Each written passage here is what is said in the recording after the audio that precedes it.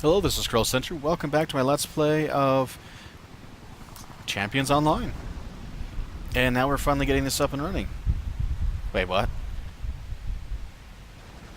I thought we were supposed to... Okay, it thinks that I finished this open mission and I didn't. That's really funky. You know what? This is the kind of stuff you have to run with. So basically, you got these little crates. These are going to have some items you have to collect in a bit. Otherwise, just kill as many QLR as you can. That's the basics of it. I don't think it's going to let me actually do it.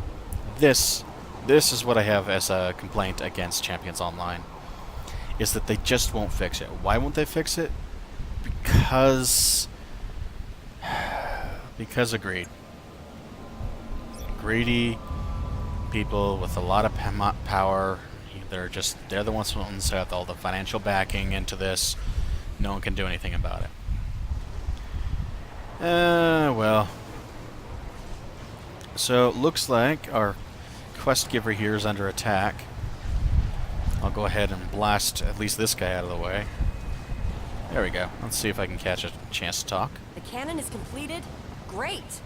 The QLR have been fighting hard to get inside the Champions building.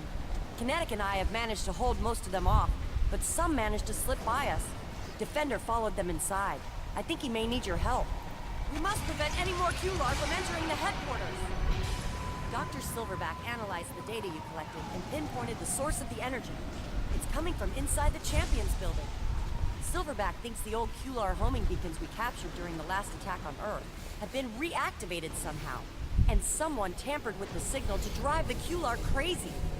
That explains why the QLR have been trying so hard to get inside. Go inside the Champions building and find Defender. Help him shut down the beacons and launch Ironclad to the mothership. We must prevent any more QLR from entering the headquarters. Yeah, basically these guys have they're using biotechnology.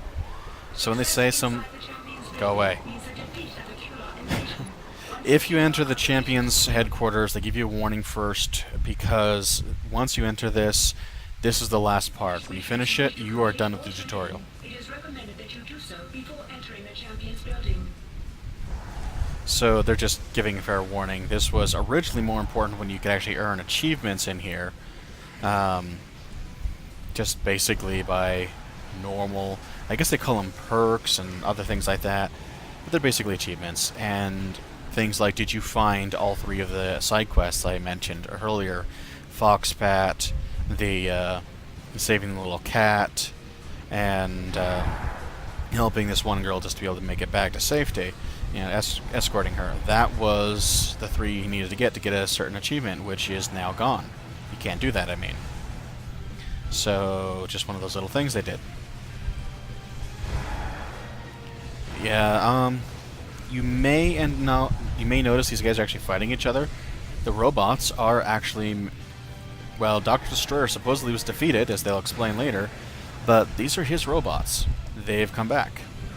They're still fighting somehow, for some reason. And here's Defender, leader of the Champions. Black Talon and his destroyed minions are behind the QLR attack on Millennium City. The QLR are just pawns. Black Talon used some sort of technology to provoke the QLR to attack. You look like you can handle yourself pretty well. If we stop Black Talon, over here, we don't have much time. This entire invasion. The Black Talon armor was created by Dr. Destroyer himself, so anybody who wears it is not to be underestimated. I hope you are ready for the fight of your life. Well, it's a supervillain battle, anyways.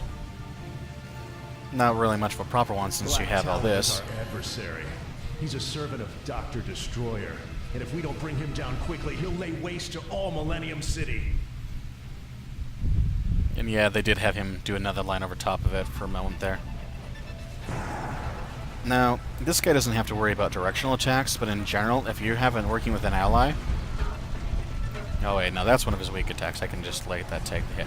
Okay, now that one's a kaboom attack. Okay, it wasn't aimed at me, so we're fine. It's still targeting Defender. Defender's about to run away. Block. This is but the opening salvo in a great and terrible war.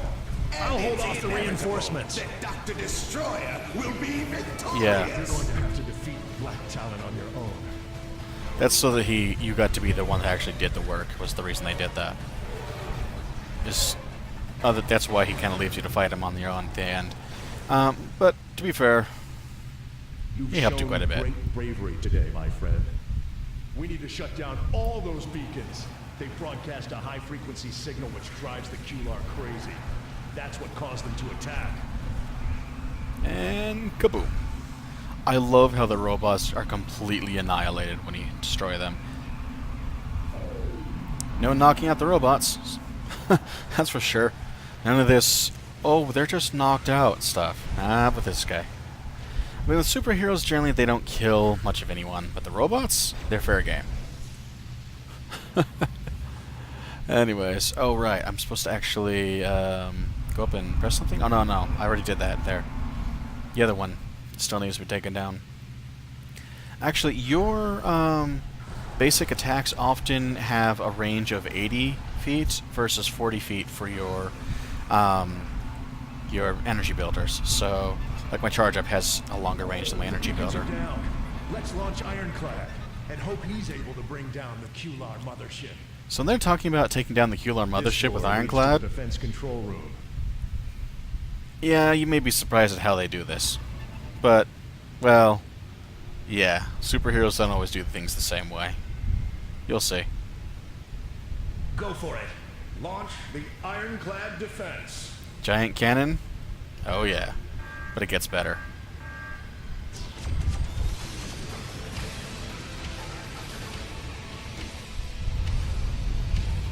Seal the shell. We don't have much time.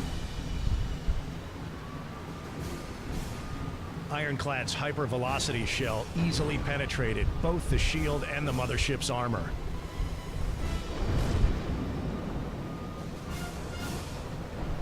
The destruction of the mothership sent the QLAR into confusion.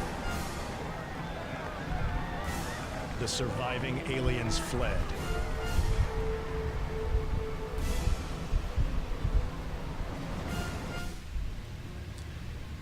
Yet, literally, they seal him up in the shell, send him in, punches through the armor, he breaks out, and beats the snot out of the aliens. Now that's superhero work for you. Of course, now we're back to this part. Plato interface online. Designation superhero. Thank you for your help in testing the QLAR invasion simulation MK1.247B. Your data has been uploaded to the Ravenswood Academy databanks for processing. Headmistress Rowan would like to speak to you before you leave. Yeah, originally they would then be showing how they rebuilt the city, and then they have a big ceremony to thank you and all that. I monitored your progress through the QLAR invasion simulation. Very impressive. Thank you again for helping test this scenario. This will be a valuable training exercise for the Ravenswood Academy students. The PowerHouse is a special training facility for heroes and is what made the QLAR invasion simulation possible. Head to the main lobby and speak with one of the trainers. They will show you how to unlock your hidden potential and make sure you are properly equipped. Yep. Alrighty then. So now we can actually get to the actual Millennium City Powerhouse. The Powerhouse is exactly what they've said and more. It's actually a really good idea. Any powers you select from leveling up while in the Powerhouse, until you leave, they are not locked into place, and you can respec them for free. Now this is just saying, hey, you know, we have all this new stuff that came out, why don't you go check it out? I'm just ignoring it. More ability points. I'm level 6 now, just like I was going to be talking about before. I think before I go, I'd better go ahead and grab this. Okay, so you see there's a ton of people here. So you can choose, select, always let me pick what instance I go to, and then you can choose, because they almost always put you in the most populated one. So we went from all that to almost no one, which is kind of what I was hoping for. Okay, let's talk to a Powerhouse. No, they want me to go to Head Trainer, I forgot. Took the Head Trainer. Alright, so basically they want you to actually look at some of these things. Yeah, what is the Powerhouse? Know your roles. This is about the different roles. The Guardian or Balanced role is basically all around good role. Avenger and yeah, so these are actually outdated. They don't call them that anymore. But there's a melee offense and a ranged offense. The melee offense has more defensive capability, but only affects your melee bonuses, versus the ranged offense only affects your ranged bonuses, and your defensive capabilities are directly into... if you want to be a tank, you're going to go with the defense role, and support's what I'm going to be in most of the time, but not until I get a few pets. Otherwise, it won't really do me much good. It's actually still pretty effective, though. Well, you'll see what I'm talking about in a bit. Okay, so I'm going to go ahead. Energy and equilibrium. I'm going to actually skip these videos. You can watch them if you actually get a chance to play. I really don't want to have to sit through all of that, too. And I'm already explaining all of this stuff. Well, it looks like Spacebar was able to skip these. That's good. Travel powers I'm going to be able to get to as well in a moment. And then the stats and gear, which I've already been going over a bit of. And looks like that mission is now considered done, so we can go ahead. And I guess the next bit is you choose a superstat. What primary superstat in this case? Depends on whether I'm going offense, defense, what I want. If I go with presence, I can boost my healing ability and my crowd control ability primarily. If I go for... later on, you'll have these specialization abilities, I guess. Intelligence has more roundabout methods, things that'll decrease your energy cost, of course, but also increase your damage output and so forth. To be perfectly honest, I don't really think either one of them is that much better than the other, but because presence will also boost my bonuses that I give to through my what's called a slotted passive that I'm going to choose later on, it's going to have the biggest impact on the way I do it. I'm going to go ahead and raise that as my primary super stat. Your super stats are higher, sort of like super strength, super dexterity, so you're just choosing which one. So in this case, presence, because he's a leader. He's a team leader, so I'm going for that. Travel power I know is going to be one of the simplest ones for ones that I choose. You have a lot of really good options out there you can potentially get. And it looks like they've actually organized them. They did not previously have them organized. I'm actually going to go with teleportation. I'm going to go with the basic one. I really think that it's a very good all-around power, but it does have a little bit of a problem of taking a while to be able to get to where you're going. It feels longer only because of just having to constantly blink in and out, and you'll see what it happens in a bit. And then you've got talents, so you're going to want to choose whatever your super stat was. I really recommend that. And then later on you might consider something like, if you wanted command training, you could get something to, like, for example, I get ego, presence, and recovery, and intelligence. So since 3 of these are going to be super stats, I'm going to eventually choose recovery being just a nice little bonus. That could be a better thing than choosing, say, just the +8 presence. But it really depends on how you want to set things up. Since I'm more specialized and I don't really need all that, then I might as well just go for it. And besides, it really isn't a big deal one way or the other. They're nice, but they're not going to cripple you if you mess it up by any means. Now, it's going to take a bit to be able to get all the powers I want, so I'm going to have to just hold off on some of it. So, like, I would like to be able to get more powers in here, but right now, darkness is about the only thing that I can really get much in. So, that being said, there's some good options out there. I'm actually going to be skipping some of the potential options, I guess, in favor of having a bunch of pets that are going to do a lot of damage for me, so I'm not going to be worried too much about it. So actually, I think Shadow Embrace, I'm not sure if I should take or not. That's been something I've been considering, because I'll probably end up using it a lot if I do, but it's really good too. It's got its own benefits. Anyways, so that being said, if I go for Compassion, I won't get a benefit from them right away, but later on I will. Basically, every instance of Compassion will basically give me an increase to my healing and to a lesser extent to my damage output. And so that's actually a really good one and will be very useful. But if I do this, I won't have an area of effect attack. And my next power after that's going to, regardless, need to be specifically... I'm going to have to get my lifesteal as quickly as I reasonably can, is what it comes down to. So I'm going to go ahead and grab gear up, complete, because that's going to get my starter gear, and then I believe... no, that is all that I can choose right now. Alright, so if you haven't already had it equipped, you can equip it and unlock it. Since I've already got it, all I can do is discard it. So I got it on another character, of course. Double click to open it, and they give you some basic stuff that's not really based off of what you chose, so much as it is that they just, it's some generic gear more than anything else. I think it does have to share one stat with what you have normally. So it has a little bit of, but anyways, so teleportation, everything goes gray, you zip around at pretty high speeds, especially later on, and it's actually quite useful even at the lower speeds. But over here you can choose a legacy aura. Used to have some really good auras like that one you could choose from. They would kick in and you could watch them. They're basically going to cycle through them, and so you can choose which one you want. I already know which one I want, actually. And again, it's completely up to you, so whether you even take this. But in my case, what I've been looking at is that I'm going to be choosing Radiant Protection, and I would like to have that as an option, because I would like to have the actual one so you can see what it looks like. Now, I believe you have to go to B to open your builds as one way of doing it. I think it's another one, but anyways, you can go to auras. If you have certain bonuses, you can unlock these to have multiple of them on at a time, and you can also choose what coloration you want, but you cannot choose black or white. Go figure.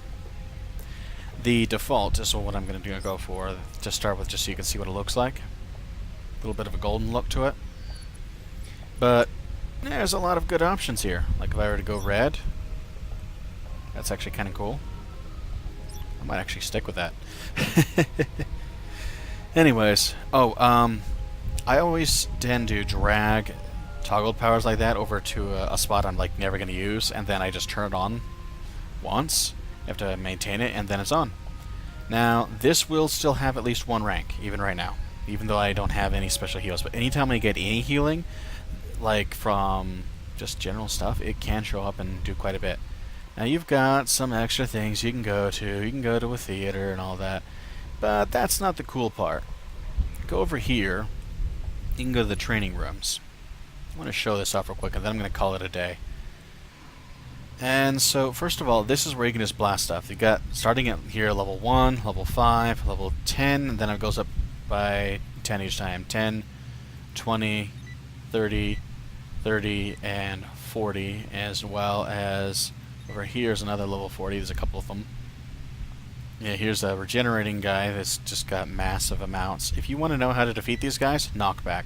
Knockback forces them to be defeated regardless of how much health they have. Something I noticed, it was kind of a pain. So basically, if people are shoving them around and knocking them around, after a few seconds they'll disappear anyways, and then they'll respawn after a bit. But it does mean that you can test out, for example, okay, this guy's level 5, it's pretty close to me.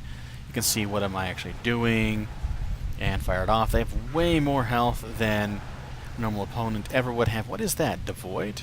Dimensional resistance debuff. That's new. That is not something that existed. I wonder if they decided to make this fear effect a little bit stronger now. Well, that's kind of a cool little find. Anyways, so there's that. These are all pick up and throw items. Medium weight, even with my bare minimum. At low levels, at least I can pick this up. And then I can just pick a target. Like this guy's level 10, he's purple to me, supposed to be really tough. I'll just throw this at him. Did like almost no damage, right? But it was still pretty powerful in its own right. And you can do that. If you have telekinesis, you can pick up and throw items mentally by just standing there, but you often get misfires, and a lot of areas have no pick up and throw items. Now this is basically the same basic thing as before, except that your targets are now running. You want to see how well you can handle a running target, this is the spot to do it. And they pick up speed as they go around the test chamber. And there's other areas too. Defensive laser testing is basically you go up to a likely looking laser, you activate it, and you see what kind of damage it does. That wasn't a whole lot, but you get to see what it does. This one, a little bit more damage.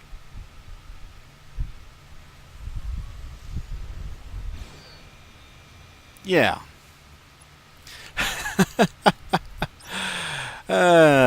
Just thought I'd show that off, but actually by the time you're up to mid-levels, this thing is hardly any damage at all, honestly. And now I do the same thing, but I'm going to block. It was a one-shot kill before, right? half my health, but dang. Not nearly as strong when you block. That's why you block. It can really reduce damage output. Mobility testing is another great one. Yeah, this is for your travel powers. You can literally like fly through hoops. You can see how, you know, if you have a ground pounder one, you may not be able to even get up to some of these powers. Like if you're using super speed, for example, and it just allows you to test your agility with your new travel power. See, this is a really cool idea, I think. And then the battle station is literally instance my team. They're not joking around it. And I'll show 2 versions of it real quick. First, let's do the minimum, just so you can see what we're talking about. So let's say we're choosing the purple gang. It's one of the first groups we're going to fight anyways. I think it's the first, in fact. Easy opponents, they're 1 level below me, so they'll be level 5. Team size 1, because I'm 1 person. Okay, simple, right? Go out. They're a little bit see-through, but you can still fight them, I mean. And you can fight them as if they were real opponents here. You can even test, like, do I need a partial charge, perhaps, especially if I've already hit them a little bit. You know, you can defeat them faster. I pick up my little green thing there. Oh. For some reason this got turned off. It doesn't normally happen. Might be because the... oh, it's because I died. Now this guy's got 1 guy by himself. So, he's stronger. He is a master villain. Okay, so he's pretty tough, and you can be able to check out. So we had 3 weaker guys. 1 of the master villains, and so we had 3 henchmen, 1 master villain, and then the third fight is 2 villains. They have 2 health bars, so these are basically a little array to be able to give you an idea. Now here's you want to block, for example, their attack, and it's mostly the knockback that's the biggest problem with the shotgun blast. Can knock you down real quick. Not a lot of knockback, but enough to be able to knock you off your feet. There's still something to watch out for. And it's kind of a nice little place to train. And this, I feel, gives you a much better idea as to how well you're performing, with one exception, and that's that you do not regenerate much of any health on your, because you're never really considered out of combat. So getting my health up can be a giant pain in the rear sometimes. Now it's slowly going up. There we go. Now we're going there. Sometimes it didn't used to do that, actually. I think they may have fixed it. So I'm going to reset it. I'm going to show you the extreme end. Okay? So we're going to go with Psy. They're a high-level group. Well, mid-level. High for this area in Millennium City. Hard opponents, 1 level above me. I'm not going to last 2 seconds. And team size 5. Yes, I have soloed this. Just, I'm putting that right up front. I have several characters that have soloed this. It is still very hard. So I go up, I start to charge up. Okay, blast 1 guy, he's almost dead. I'm taking damage. I am blocking, and look how fast my health is dropping. If I blink, I am dead. I mean, as soon as I stop blocking, I'm just dead that fast. But I'm also level 6. I mean, you can start at level 6. So, not exactly the hardest fight later on. Okay, and I'll go ahead and go back to the main lobby after having exited it. And I should turn this power back on before I forget again. I forget I also can't be moving while I do that. Oh, by the way, the compassion buff just scales with either your presence or recovery, whichever is higher. I believe that's how that one's set up. Alright, now that's pretty much it. I'm going to go ahead and take 1 step outside here. I'm going to exit the PowerHouse. And it'll let me, because I set it to always ask which instance I go to, I can choose, you know, so instead of automatically going to 92 player filled one, I can go to the one with only 11 players and have a lot less chance of basically dealing with the absolute flood of newbies. Sorry, newbies, but sometimes it's hard to get past you. It's more lobies, because a lot of them really have been playing this game a long time. I know I've had a couple of videos early on that have gone up to about 25 minutes. Normally I wouldn't go that long, but Millennium City, we needed to get started. a gleaming city of the future. A triumph of human engineering and a testament to the human imagination. But behind the beauty, there is tragedy. Ours is a city built upon the ashes of catastrophe. When the maniac known as Dr. Destroyer brought down the city that stood here before, cutting short the lives of thousands. To this day, there are those who live in fear that Dr. Destroyer will rise again. to threaten this great city. Some even say he already has returned. That destroyer was responsible for the recent Kular invasion. And now, he's producing an army of robots from a facility hidden somewhere within city limits. And that another savage attack on Millennium City could come at any time. I am here to make sure that does not happen. My name is Defender. I am the leader of the Champions, the world's most powerful super team. This is my town, and it's my duty to protect it. But if you're willing to lend a hand, I would be honored to accept your assistance.